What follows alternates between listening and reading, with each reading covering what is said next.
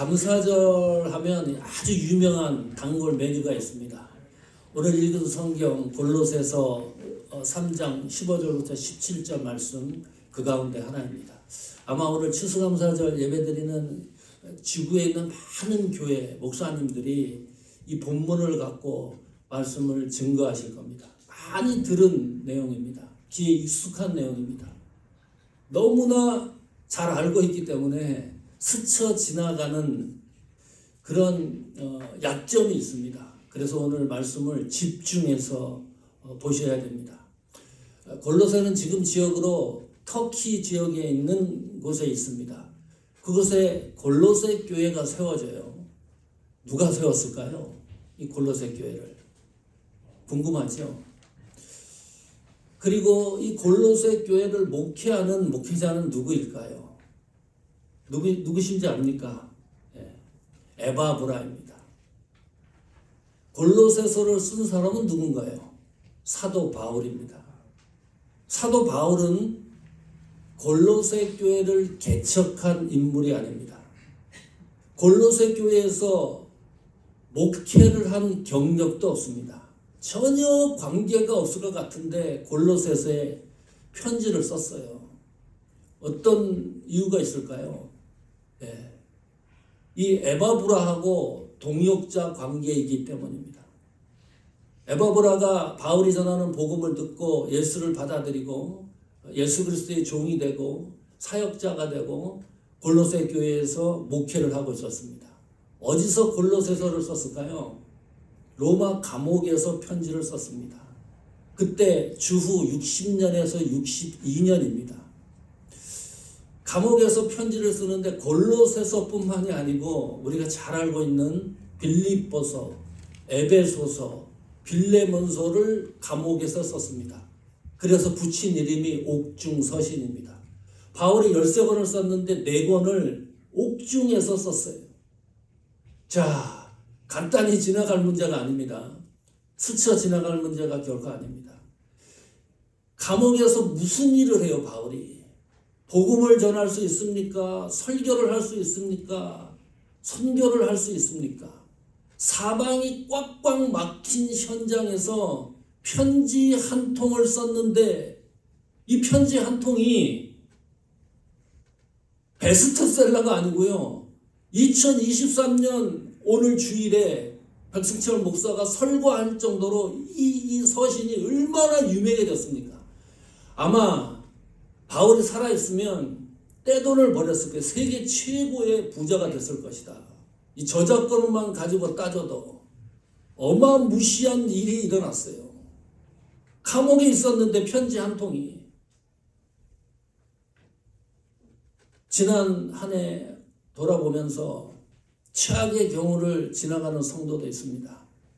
사방이 막힌 것처럼 캄캄한 환경을 통과하는 성도도 있습니다. 안 될 것 같죠. 아무것도 소망이 없는 장소에 몰아갈 수도 있습니다. 오늘 바울을 보면 그게 아닙니다.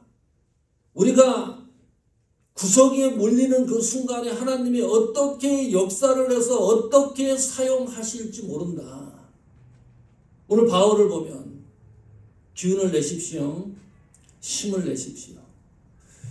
바울이 감옥에 갇혔다는 소식을 듣고 에바브라가 급히 면회를 갔습니다. 대화를 해요. 그래, 교회가 어떠냐? 에바브라가 바울에게 보고 형식으로 얘기를 합니다. 우리 교회가 골치가 아픈 일이 생겼습니다. 복잡합니다. 전에는 그런 일이 없었는데 너무너무 힘든 일들이 벌어졌습니다. 무슨 일이냐? 외형적 의식자들이 이 교회 안에 들어와가지고 사람을 같은 성도를 비난하고 조소하고 선점하려고 그러고 니들 그렇게 신앙생활을 하면 안 된다 그러고 율법적 의식을 가지고 먹고 마시고 안식을 지키는 문제를 가지고 같은 성도들을 갖다가 비방하고 힘들게 하고 이런 일이 우리 교회에서 일어나고 있습니다. 영적인만 강조하는 사상이 또 교회에 흡수가 돼가지고 육체는 아무것도 아니다. 썩은 거다. 영지주의 사상이 들어와서 어디 성경에 그런 게 있어요? 영적이라는 것은 영과 육이 조화를 이루는 것이 영적인 건데 영적인 것만 강조하는 무리들이 와서 교회를 흔들고 있다. 또 한 무리가 있는데 천사를 경배하는 사람들입니다. 예수님 경지까지 올려놓고 그런 이야기를 듣고 골로새서를 쓴 거예요, 바울이. 자, 그러면 골로새서는 4장까지 되어 있습니다. 골로새서를 읽지 않아도 어떤 느낌을 받냐 하면 배경을 알고 나면 이 골로새서는 딱딱할 것이다. 잘못된 것을 교정해 주는 거, 수정해 주는 거니까 얼마나 책망을 해야 되고 비판을 해야 되고 잘못된 걸 바로잡아야 되는 거니까 얼마나 문장들이 날카롭겠는가. 성경을 1장부터 4장까지 잘 읽어보시면 깜짝 놀랍니다. 감사라는 단어가 7번 등장합니다. 1장에 2번, 2장에 1번, 오늘 3장 읽었지요. 3번 등장하고 4장에 1번 등장합니다. 골로새 교회가 가지고 있었던 복잡한 신학적 문제, 믿음의 문제, 사역의 문제, 영적인 문제, 동역자의 문제, 모든 문제가 감사로 해결합니다. 이거를 놓치면 골로새서를 읽는 깊은 의미를 확인할 수가 없습니다. 그래서 현명경 관찰로 오늘 본문을 읽은 내용을 잘 관찰할 필요가 있다. 이 감사가 도대체 뭔가 우리에게 있어서 다시 한번 확인하십시오. 첫 번째, 감사는 성도가 이 세상에 존재하는 존재론적인 목적이 감사에 있습니다. 성도의 가치가 뭐냐? 감사입니다. 15절 보십시오. 오늘 읽은 성경 15절입니다. 그리스도의 평강이, 같이 읽어보십시오. 너희 마음을 주장하게 하라. 너희는 평강을 위하여 한 몸으로 부르심을 받았나니 너희는 또한 감사하는 자가 되라. 감사하는 자가 되라. 애쓰라는 거죠. 설득력 있습니다. 수고하고 노력하라는 겁니다. 보통 이렇게 생각합니다. 그런 의미가 결코 아닙니다. 감사하는 자라가 되라는 것은 NIV 영성경에서도 비동사를 써요. 특이합니다. 무슨 말이냐 하면 성도는 이미 감사하는 존재이다. 그러므로 감사하는 자가 되어야만 한다. 필연적인 겁니다. 부수적인 게 아닙니다. 선택적인 게 아닙니다. 반드시 성도는 감사하는 존재론적인 이유가 있기 때문에 감사할 수밖에 없는 존재라는 것이 감사하는 자가 되라고 하는 말 속에 들어있는 내용입니다. 그런데 현실은 안 그래요. 성경이 아무리 저렇게 기록을 해놔도 우리가 인생 살면서 어떻게 몽땅 감사가 됩니까? 사건, 사고 일어나지요. 사업 잘 되던 게 나락으로 떨어지지요. 잘 나가던 직장에서 해고당하지요. 자녀들 골치 아픈 일이 있지요. 미국에서 하면 신분 문제도 있지요. 너무나 감사하지 못할 모든 상황들이 우리 눈앞에 태산처럼 쌓여 있습니다. 그 감사할 수 없는 것들을 가지고 감사하는 자가 되라. 말이 안 돼요. 그 말씀이 아무리 좋다 그래도 그 말씀이 내 속에 효력으로 나타나야 되는데, 적용으로 나타나야 되는데 너무 힘들다. 결론이 뭡니까? 인간의 의지로 안 된다. 감사는 불가항력적이다. 도저히 불가능하다. 이런 결론에 도달합니다. 그런 결론에 만약에 도달했다 그러면 해결책이 있습니다. 답이 있습니다. 그 불가능하다고 생각하는 그것을 해결을 하면 감사라는 이 이유와 명칭이 우리 가슴속에 명료해지기 때문입니다. 그것을 어떻게 해결하나요? 다시 한번 보십시오. 3장 15절에 평강이 너희 마음을 주장하게 하라. 다스리게 하라. 지휘하게 하라. 그 말이거든요. 그 다음 보세요.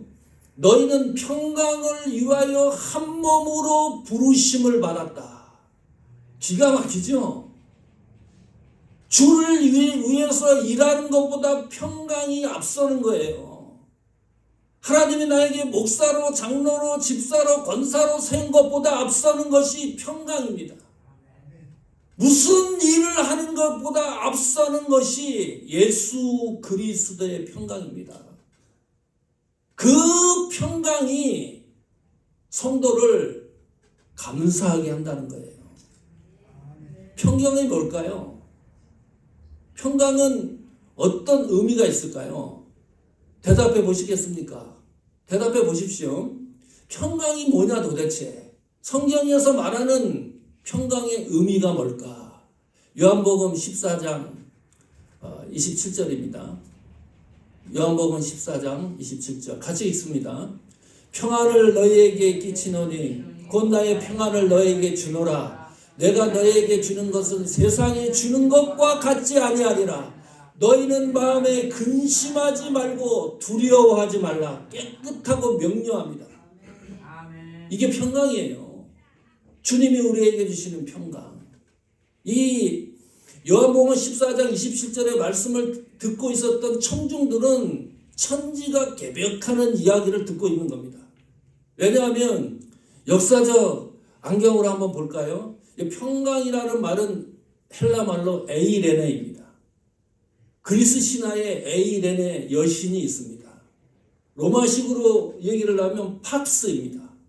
지금 예수님이 평강의 여신이 주는 평안을 그 당시 사람들은 이 평강이라는 단어를 그렇게 이해를 하고 있었는데 번영, 번성, 성공을 주는 여신으로 믿고 따랐는데 주어를 바꿔버렸어요. 내가 주는 평강은 에이렌의 여신이 주는 그런 평강이 아니라 예수 그리스도가 주는 평강인데 이 평강이 세상 것과는 다르다. 성공하는 것 거기에서 얻는 평강과는 다르다. 번성하는 것 거기서 얻는 평강과는 다르다. 번영하는 것 거기에서 얻는 평강과는 다르다. 이 천지가 개벽하는 복음이에요. 모든 사람들이 그렇게 생각을 하고 살고 있었는데 다르다는 겁니다. 세상이 주는 것과는 다르다. 세상이 주는 것에서 얻는 평강이 우리에게 있는데 그것이 만족되지가 못하면 얼마나 근심스럽고 두렵고 떨리고 힘이 듭니까? 게다가 더 붙였어요. 근심하지 말고 두려워하지 않는 것이 평강입니다. 예수님의 평강이 내 속에 들어오면 세상 것과 다른 근심하고 두려움이 사라지는 평강을 뭐라 그랬어요? 내가 너희에게 주노니.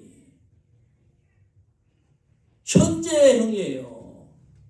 내가 이런 평강을 미래에 줄 것이다. 아니에요. 과거에 이런 평안을 줬느냐 줬지 않느냐 그것도 아닙니다. 내가 믿고 있는 지금 현재 이 평안을 너희에게 주노라. 확인을 해야 됩니다. 네 평안이 내 속에 있느냐. 이것이 관건입니다. 성경은 이렇게 말하고 있는데 이 말씀이 내 속에 적용이 돼서 그래야 효력이 발생하는 거 아닙니까? 하나님 말씀에 아무리 저렇게 얘기를 해도 내 속에 그것이 적용이 안 되고 실제적으로 나타나지 않으면 아무 소용이 없는 겁니다. 내 속에 예수님이 주시는 평강이 있느냐? 내 속에 예수님이 주시는 요한복음 14장 27과 같은 평강이 없으면 나는 하나님의 사람이 아닐 가능성이 많습니다. 논리적으로 너무나 깔끔합니다. 왜요? 예수님이 성도에게는 평안을 너희에게 주노라. 주신다고 약속했기 때문입니다. 주셨지 않습니까? 그 평안이 내게 없으면 내가 구속받은 성도가 아닐지 모릅니다. 고민해야 돼요. 단순한 문제가 아닙니다. 하나님 앞에 하나님이 주신 평안을 내가 발견하지 못했다 그러면 눈물을 뿌리고 이 문제를 해결해야 됩니다. 성도에게는 하나님이 주시는 평안이 있기 때문입니다. 그 평안이 성도가 하나님 앞에 감사하는 조건입니다. 그 평안으로 하나님 앞에 감사하는 존재론적인 가치 목적이 성도에게 있습니다. 두 번째, 감사는 은혜입니다. 16절 한번 보십시오. 골로새서 3장 16절입니다. 그리스도의 같이 있습니다. 그리스도의 말씀이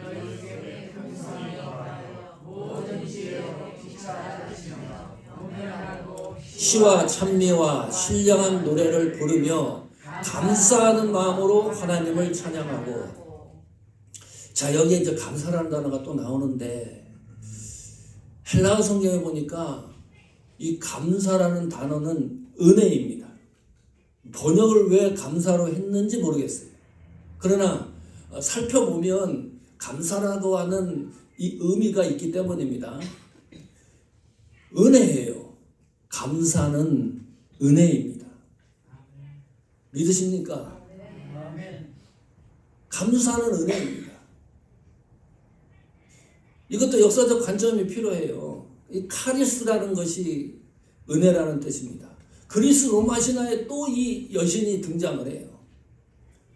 인간의 자연을 조화시키고 이 세상을 살아가는 데 있어서 번영 또는 기쁨, 즐거움, 환희, 축제를 주는 신이 카리스입니다. 그 은혜를 예수님이 구속의 은혜로 바꿔놨습니다. 완전히 바꿔놨습니다. 성도는 하나님을 찬양하는데 우리 힘으로는 불가능한 거예요. 하나님의 은혜로 하나님을 찬양하는 거지 우리의 힘과 의지로 하나님을 1도 찬양할 수 없다. 그래야 여기서 말하는 감사가 은혜라 그러지 않았습니까? 헬라 성경에 은혜로 기록을 해놨습니다. 은혜입니다. 은혜라는 단어를 들으면 가슴이 뜁니까? 어느 정도로 심장 박동 소리가 빨라집니까? 감동과 눈물이 있습니까? 은혜. 그냥 은혜만 생각을 하면 어떤 감동이 있을까 나한테. 어느 정도의 구속의 감격이 내 속에서 살아 움직일까? 확인해 볼까요? 이 은혜가 어느 정도의 은혜를 우리가 받고 있는지 창세기 6장 8절입니다. 같이 읽습니다. 그러나 노아는 여호와께 은혜를 입었더라. 이 창세기 6장 8절이 너무나 중요한 구절입니다. 왜냐하면 신구약 성경 전체를 통틀어서 은혜라는 단어가 최초로 등장하는 구절입니다. 노아는 여호와께 은혜를 입었더라. 이유를 몰라요. 왜 하나님이 노아에게 은혜를 줬는지 이유를 성경에 기록해 놓고 있지 않습니다. 그냥 여호와께 은혜를 입은 사람입니다. 노아는. 자, 이 은혜가 어느 정도의 위력을 발생하는지 실제적으로 노아가 느끼는 은혜의 감동입니다. 실제로 느끼는 겁니다. 7장 23절에 보면 이렇게 기록합니다. 주변의 모든 생물을 쓸어버리시니 곧 사람과 가축과 기는 것과 공중의 새까지라. 이들은 땅에서 쓸어버림을 당하였으되 오직 노아와 그와 함께 방주에 있던 자들만 남았더라. 이때 인구가 몇 명일까요? 32억 신학자들이. 아니다. 또 역사 신학자들이 계산을 해봐요. 70억에서 90억까지 봅니다. 지금 인구가 80억이에요. 지금 인구보다 더 많았다는 겁니다. 이 계산이 맞을까 틀릴까? 가짜 같죠? 그때 평균 수명이 몇 살이었을까요? 100살이었을까요? 857세입니다. 평균 수명이. 그러니까 계산을 가지고 두들겨 보면 맞는 것 같아요. 그래도 성경이 거기에 나오는 70억, 80억 인구를 다 쓸어버린 거 아닙니까? 깨끗이 청소했다. 도말했다. 깨끗하게 씻어버렸다. 그 말입니다. 홍수 심판에서. 도무지 믿지를 못하니까 세계 인구는 너무 그렇다. 그래도 그렇지 어떻게 노아 가족 8명만 살려놓고 하나님이 세계를 쓸어버릴 수가 있느냐. 그걸 은혜라고 말할 수 있느냐. 뒷감당 어떻게 하려고 그러냐. 그러지 말고 노아가 살았던 시리에 있는 사람들만 죽었다고 치자. 소라가. 그것도 대단한 겁니다. 오렌지 카운티가 얼마나 넓습니까? 그것도 또 축소를 해가지고 그것도 너무 많다. 불에야만 생각하자. 불에야 인구가 몇 명이에요 도대체. 이게 은혜예요. 노아가 하나님의 은혜를 경험하는데 은혜를 실제적으로 경험을 한 이 은혜가요. 생존하는 은혜인데 그 이후엔 또 어떻게 돼요? 그 은혜가 순간으로 종결되는 겁니까? 물이 마르고 수많은 수억 명의 사람이 죽으면 지구가요. 썩어서 진동을 합니다. 전염병이 난무할 거예요. 어디 성경에 노아가 살아나와가지고 그런 문제로 고민을 합니까? 고민할 흔적이 1도 없습니다. 전염병에 걸릴 일도 없어요. 너무나 청정해요. 홍수심판 이후에. 이게 은혜입니다. 이런 은혜를 우리가 받는 거예요. 이거 설명할 길이 있습니까? 불가사의한 일입니다. 내가 하나님으로부터 부름을 받고 은혜 받았다는 이 사실은 설명할 길이 없어요. 하나님이 나를 부르셔서 목회자로 세웠다 이유를 몰라요. 왜 나를 하나님이 부르셔서 은혜를 줘서 구원을 받게 했는지. 은혜가 지속하는 방법이 있습니다. 말씀이 충만한 겁니다. 다시 한번 돌아가 보십시오. 16절로 골로새서 1장 16절에 그리스도의 말씀이 너희 속에 풍성히 거해서 가르치는 일도 하나님의 말씀의 풍성함으로, 권면하는 일도 하나님 말씀의 풍성함으로, 시와 찬송과 신령한 노래를 부르는 일도 하나님 말씀의 풍성함으로. 요즘은 복음의 세속화 시대입니다. 하나님이 이렇게 말씀했습니다. 이것은 하나님의 말씀입니다. 아니요. 내 생각은 아니요. 내 생각과 판단과 인생을 살아보니까 그것은 하나님 말씀으로 받아들일 수 없습니다. 인간애가 포함이 됩니다. 교회가 세상과 싸우는 게 아니라요. 교회끼리 싸워요. 성도들끼리 싸워요. 성경이 동성애는 죄다 그러면 모든 교회와 성도들이 그 말씀 앞에 순종을 해야 되는데 노예총회 가서 다투는 거예요. 이거는 하나님 말씀이고 이건 아니다. 뛰쳐나가고 교회 안에서도 요즘 그런 시대에 우리가 살고 있습니다. 성도는 하나님의 은혜를 경험한 성도는 하나님 말씀대로 살려고 애를 씁니다. 투쟁합니다. 무슨 일이 있어도 하나님 말씀대로 살아가려고 애를 써요. 그 말씀이 은혜가 되고 은혜가 하나님을 찬양하는 동력이 되기 때문입니다. 세 번째, 감사는 조건은 감사의 주체는 하나님에게 있습니다. 나에게 있지 않습니다. 감사의 조건과 주체가 나에게 있잖아요. 그러면 잘 되는 것, 성공한 것, 부한 것 이런 것만 감사할 수가 있습니다. 절대로 약해지는 것은 감사할 길이 없습니다. 감사할 도리가 없어요. 방법이 없어요. 감사의 조건이 나에게 다 맞춰지면 바울을 생각해 보십시오. 바울은 예수 안 믿어도 잘 살 사람입니다. 돈도 많이 벌 수 있고요. 지식도 뛰어났고요. 얼마든지 사업 기질도 있고요. 예수와 관계없어도 이 세상 최고로 잘 살 수 있는 사람인데 하나님 앞에 부름받고 그의 길을 가지 않습니까? 그때부터 인간적 시각으로 보면 인생이 이렇게 꼬이는 사람을 본 일이 없어요. 제가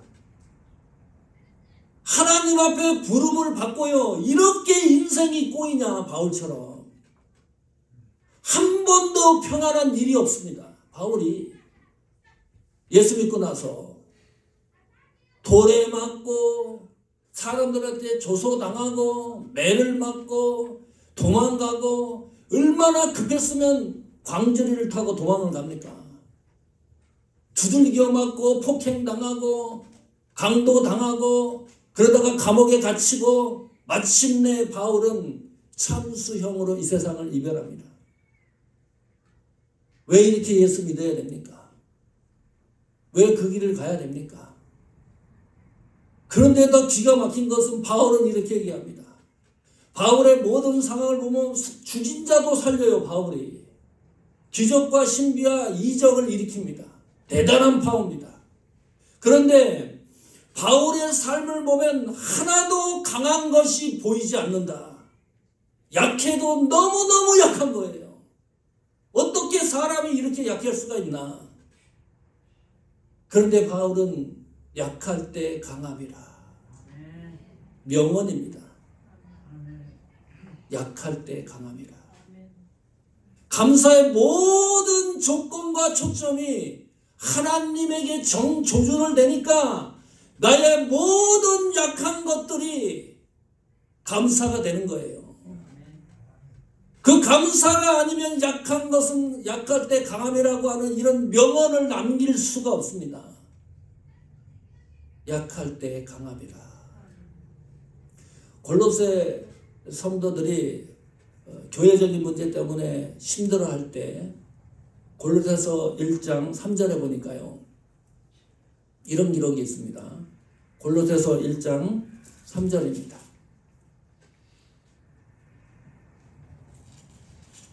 자, 골로새서 1장 3절에 보면 우리가 너희를 위하여 기도할 때마다 하나님 곧 우리 주 예수 그리스도 아버지께 감사하노라. 감사한다.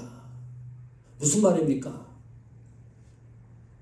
바울이 골로새 교회 성도들 놓고 기도를 하면 이 가슴이 벅차는 겁니다. 하나님 말씀대로 어찌하든지 교회를 지켜나가고 외풍에서 흔들리지 않고 그런 모습들을 바울이 생각하면서 성도 한 사람 한 사람을 놓고 기도를 하니까 이 가슴이 뜨거워지고 그것이 바울 선에서 끝나는 것이 아니라 그 감사의 기도가 하나님을 향하고 있습니다. 왜 그런가요? 골로새 교인들은 감동의 스토리가 있기 때문입니다. 한 사람들이 믿음을 지켜나가는 감동의 스토리가 있으니까요. 기도를 하는데 너무 감격하고 그 감사가 바울선에서 머무르는 게 아니라 몽땅 하나님에게로 향하고 있다. 어떤 성도를 놓고 기도하면 그런 얘기했어요. 미쳐버린다. 답답해가지고. 너무나 답답해요. 감사가 나오기는커녕 내 속이 뒤집어져요. 감동의 스토리가 없는 거예요. 그 성도는 하나님과 믿음의 스토리, 신앙의 스토리, 사역의 스토리가 없는 거예요. 그러니 그 문제를 놓고 기도를 하면 얼마나 답답하겠어요. 골로새 교인들은 믿음의 감동의 스토리가 있습니다. 그 스토리를 가지고 하나님에게 감사가 향하고 있다. 그런 하늘꾼 교회, 우리 사모하는 교회가 되기를 축원합니다. 아멘. 골로새서 1장 17절 다시 와 보십시오. 이렇게 얘기를 합니다. 3장 17절. 예. 또 무엇을 하든지 그래서 이렇게 말해요. 그래서 우리가 주를 힘입어 하나님 아버지께 초점과 조건을 맞고 감사를 하다 보면 어떤 사역적인 신앙의 태도가 나오느냐. 무슨 일을 하든지 말을 해도 예수 그리스도 이름으로. 사역을 해도 예수 그리스도 이름으로. 얼마나 강력한 겁니까? 내 말로 하는 것이 아닙니다. 내 뜻으로 하는 게 아닙니다. 내 의지로 하는 게 아닙니다. 내가 하는 사역을 예수님 이름으로 한다고 생각을 해보십시오. 얼마나 두렵고 떨리고 감동이 있고 감격이 있습니까? 내가 하기 싫으면 안 하는 게 아니지 않습니까? 주의 이름으로 하는데 바울은 이것을 이렇게 얘기를 해요. 사나 죽으나 주의 것이로다. 사는 게 뭡니까? 잘 되는 거 사는 겁니다. 안 되는 것도 사는 겁니다. 부유한 거 사는 겁니다. 가난한 것도 사는 겁니다. 생명이 있는 것 사는 겁니다. 죽음이 닥치는 것 그것도 사는 거예요. 사나 죽으나 주의 것이라는 것이 얼마나 크고 웅장한 은혜고 축복이고 역사입니까? 그를 힘입어 하나님 아버지께 감사하고 오늘 감사를 다시 되짚어 봤습니다. 감사는 성도가 이 세상을 살아가는 존재론적인 목적 가치입니다. 감사는 은혜입니다. 놓치지 마십시다. 감사는 나에게 조건이 있고 주체가 되는 것이 아니고 모든 감사의 주체는 하나님이고 조건도 하나님에게 있습니다. 이 감사의 영역에서 우리 신앙과 사역이 튼실해지고 마침내 하나님 앞에 영광 돌리고 이 세상을 걸어가는 우리 하늘꾼 교회와 사모하는 교회 진신앙 성도 여러분이 되기를 축원합니다.